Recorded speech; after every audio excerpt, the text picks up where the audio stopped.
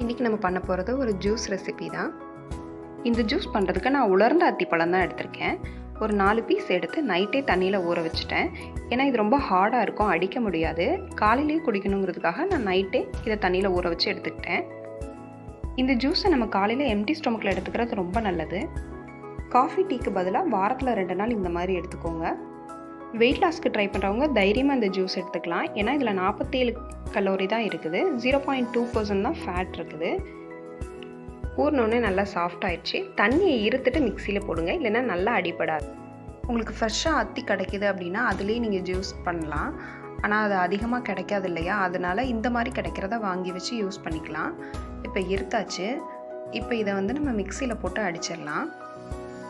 நீங்கள் ஊற வைக்க மறந்துட்டீங்க அப்படின்னா நீங்கள் ஜூஸ் பண்ணுறதுக்கு ஒரு 5 நிமிஷம் முன்னாடி கொஞ்சம் வெந்நீர் போட்டு அதில் இதை ஊற வச்சுருங்க, டக்குன்னு ஊறிடும். இப்போ இதை மிக்சியில் சேர்த்தாச்சு. ஃப்ரெஷ்ஷாக அப்படியே நம்ம இந்த ஜூஸ் குடிக்கிறது தான் நல்லது. ஆனால் சுகர் இல்லாமல் இதை குடிக்க முடியாது. அதனால் ஒரே ஒரு ஸ்பூன் நாட்டு சர்க்கரை சேர்த்து அடிச்சுக்கோங்க. ஊற வச்ச தண்ணி இதில் சேர்த்துக்கலாம். வெயிட் குறைக்கணும்னு நினைக்கிறவங்க மட்டும் இதில் தண்ணி சேர்த்து குடிங்க. எனக்கு வெயிட் பிரச்சனை இல்லை, ஹெல்த்தாக குடித்தா போதும்னு நினைக்கிறவங்க தண்ணிக்கு பதிலாக நம்ம இதில் பால் சேர்த்துக்கலாம். ரொம்பவே நல்லது, டேஸ்ட்டாகவும் இருக்கும். ஒரு துண்டு பழத்துக்கு 100 ml தண்ணியாவது பாலாவது கணக்கு பண்ணிக்கோங்க. நான் தண்ணி தான் சேர்த்துருக்கேன். ஒரு துண்டு பழத்தில் 2% இரும்பு சத்து இருக்குது. அதனால் ஹீமோக்ளோபின் கம்மியாக இருக்கிறவங்க டெய்லி ஒரு துண்டு அத்தி எடுத்துக்கோங்க, அதுவே போதும்.